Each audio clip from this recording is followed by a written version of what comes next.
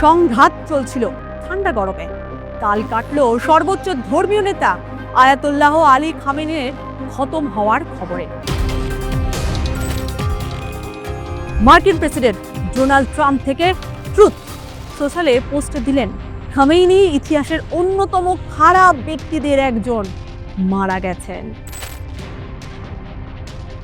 খামেনির মৃত্যুর খবরে ইরানের রাষ্ট্রীয় সংবাদ মাধ্যম শিলমোহর দিতেই ইরানের সঙ্গে আমেরিকা ও ইসরায়েলের সংঘাতে অস্থির হয়ে পড়েছে পুরো মধ্যপ্রাচ্য। আমেরিকা ও ইসরায়েলের বোমাবর্ষণের জবাবে ইরান মধ্যপ্রাচ্যের বিভিন্ন দেশের 27 মার্কিন ঘাঁটিতে হামলা চালিয়েছে। বিশ্লেষকদের আশঙ্কা, এই সংঘাত দীর্ঘায়িত হলে পুরো অঞ্চলের পরিস্থিতি আরো জটিল ও অনিশ্চিত হয়ে উঠতে পারে। মার্কিন প্রেসিডেন্ট যাই বলুক না কেন, হামলার পর তেল সমৃদ্ধ উপসাগরীয় আরব দেশগুলোর মধ্যে উদ্বেগ বেড়েছে। মধ্যপ্রাচ্যের যে কোনো সংকট তৈরি হলে প্রথমে যে শঙ্কা মানুষের মনে উঁকি দেয় সেটা হলো তেলের দামের কি হবে। ইরান বিশ্বের অন্যতম তেল উৎপাদনকারী দেশগুলোর একটি। হরমুজ প্রণালী সংলগ্ন এলাকায় সামরিক উত্তেজনা বৃদ্ধি এবং হামলার জেরে জ্বালানি সরবরাহ ব্যবস্থা ব্যাহত হওয়ার শঙ্কা তৈরি হয়েছে, যার ফলে তেলের দাম আকাশচুম্বী হওয়ার ঝুঁকি রয়েছে।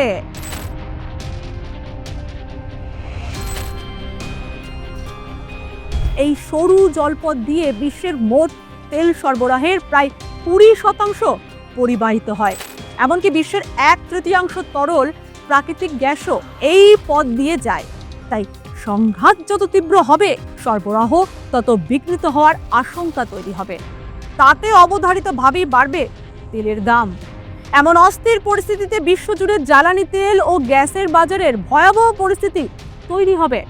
বিশেষ করে ভারত সহ এশিয়ার দেশগুলোর জন্য এলএনজি ও তেল আমদানিতে বড় ধরনের সংকট সৃষ্টি হতে পারে।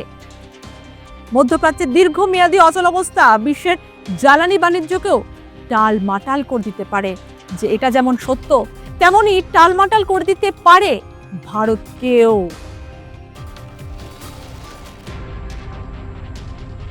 ইতিমধ্যেই ইরানের ইসলামিক রেভলিউশনারি থার্ড কর্পস জানিয়েছে, কোনো জাহাজ হরমুজ প্রণালী দিয়ে যেতে পারবে না। আর তাতেই কপালে চিন্তার মেঘ জমেছে ভারতেরও। সৌদি আরব, ইরাক, কুয়েত, সংযুক্ত আরব আমিরশাহী, কাতার, ইরান তেলের ভান্ডারের এই দেশগুলি থেকে এশিয়ার বাজারে মূলত ভারত, চীন, জাপান ও দক্ষিণ কোরিয়ায় তেল রপ্তানি করা হয়। আর এই হরমুজ প্রণালী বন্ধ হওয়ায় চাপে পড়তে চলেছে ভারতও। কারণ কি জানেন? কারণ ভারতের তেলের ভান্ডার প্রায় ফাঁকা। জানা যাচ্ছে ভারতের হাতে যতটা তেলের রিজার্ভ আছে তাতে মাত্র 74 দিনের জন্য আন্তর্দেশীয় চাহিদা মেটাতে পারবে। কিন্তু তারপর ভারতকে অন্য কোথা থেকে তেল জোগাড় করতে হবে। না হলে তেলের ভাড়ার শেষ হলে খরচ বাড়বে অনেকটাই। দাম বাড়বে পেট্রোল, ডিজেল থেকে শুরু করে সমস্ত নিত্য প্রয়োজনীয় জিনিসের।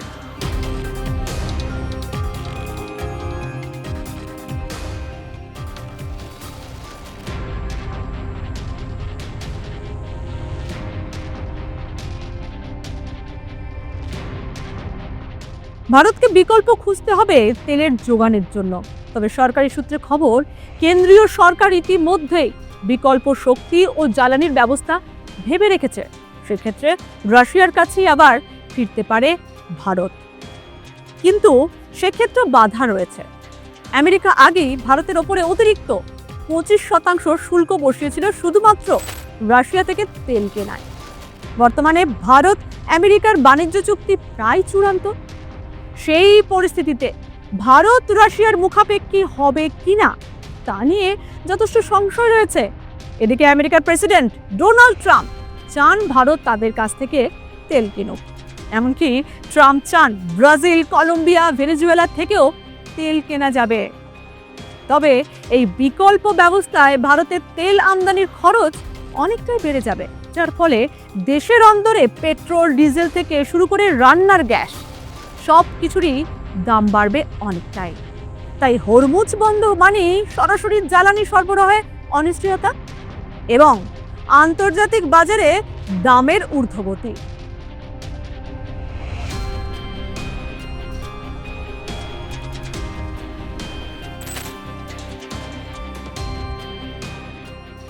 কিন্তু দীর্ঘমেয়াদী অবরোধ হলে বিকল্প যোগান নিশ্চিত করা বড় চ্যালেঞ্জ হয়ে দাঁড়াবে ভারতের কাছে।